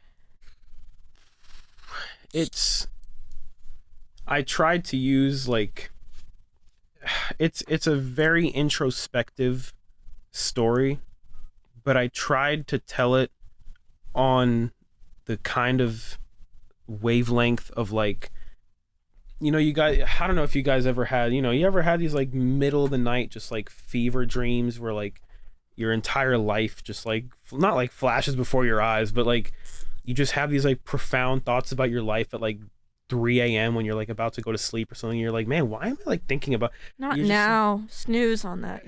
Yeah, right. You're just like, man, not now. Like I wanted to make something that felt like somebody at a low point in their life who really needs to listen to that voice but has been neglecting it.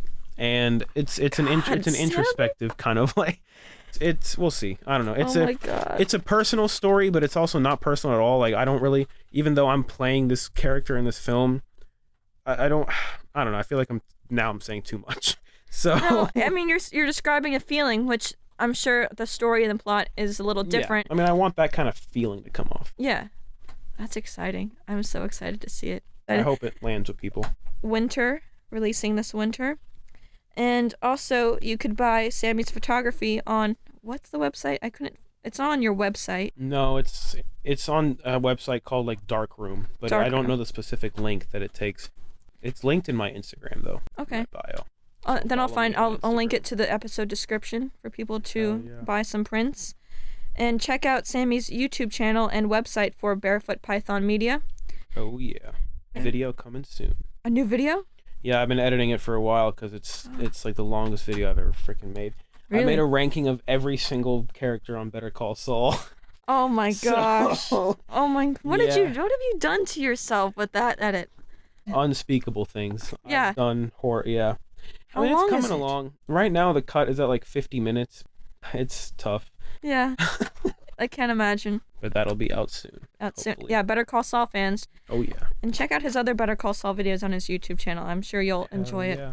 if you're fans of the show. Is there a film recommendation, a line from a film, really anything you'd like to conclude our episode with today? A film recommendation. What have I seen recently that I saw? A Quiet Place Day One. It was okay. I wouldn't say I'd recommend it if I'm being honest. The Bike Riders was pretty cool, but you don't really. Easy Rider ripoff. It wasn't really an Easy Rider ripoff. I mean, it was. I saw could see stills why from you a think that. campfire scene, like a prominent campfire scene. I was like, know you've exactly got to which be one you're kidding talking me. about. I know. They have a tribute to Easy Rider in the film. Like, it's not like they're like. What do you mean? Like, there's a dialogue scene with like a theater in the background, and on the billboard or whatever, like they're showing Easy Rider. Like, Oh. so it's cool. I mean, the movie's like acknowledging that it is inspired in some part but it is inspired by a real biker gang. Like, it's not like the film is inspired by a photojournal of like real biker gangs. So I mean, it's not like it's definitely. I'm not trying to say it's not inspired by Easy Rider in some way. It definitely is. There's but no way it's not. it doesn't make an attempt to like hide that. It literally has the name of the movie Easy Rider is on screen. So Okay. which is Easy Rider. And I'll recommend Easy Rider. There you go. Watch it before you see The Bike Riders, because that's the original. That's the film that catapulted New Hollywood, changed the industry, and, Oh, you know, did a whole lot of things, including the rest. bringing source music into film today. So, just one of the ways Easy Rider is transformative. And it just celebrated its 55th anniversary. Expect an Easy Rider anniversary episode this year. I'll say that. Nice. It had to be rescheduled. It was supposed to be this month, but it will be at some other time. Just in time for when they announce the remake. Stop! That was the worst news when you shared that. He's like, oh, by the way, did you see that Easy Rider's getting... And I'm like, what? What? No. Elizabeth, And then the sad truth about the movie industry that no one really does want to confront is that sooner or later everything gets remade or sequelized. Or I wonder something. when Better Call Saul will be remade. Okay. On that note. Now, before we sign off, I wanted to say that this episode marks your 9th appearance on All the Film Things, including one episode of The Tube, I will say that. So you are now officially the second most frequent guest on this show. Let's freaking go. If the more we continue with this segment, it'll be more. You'll be catching I'm up gonna with take the Cole. cake. Wow. You're coming for Cole with his Coming for Cole's 16. top spot. Yeah, okay, I don't know if I'm gonna make it to that. Well, I mean, with this segment, we enjoy it so much, and the other episodes we're gonna do. So Yeah. I'm could be. excited for scores. This gives me. Yeah. Oh man, this gives me an excuse to blast these I know. scores. Yep. What should I listen to on the way home? Oppenheimer's Not actually 747. Not. Oppenheimer's score is like pretty hard to listen to. It stirs some crazy emotions in me. Never mind. We'll talk about that at the scores episode. Okay. Yes. We have a scores episode coming soon.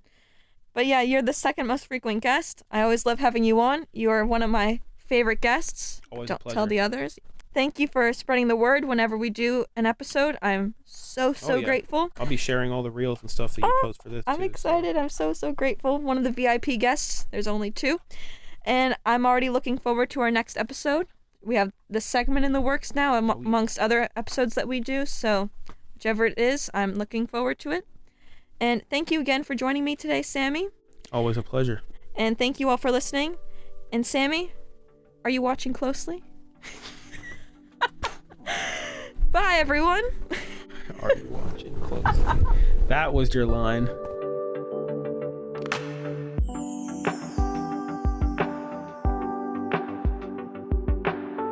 Special thanks to Samy El Kamel, Dr. Jillian Smith, and Christopher Nolan.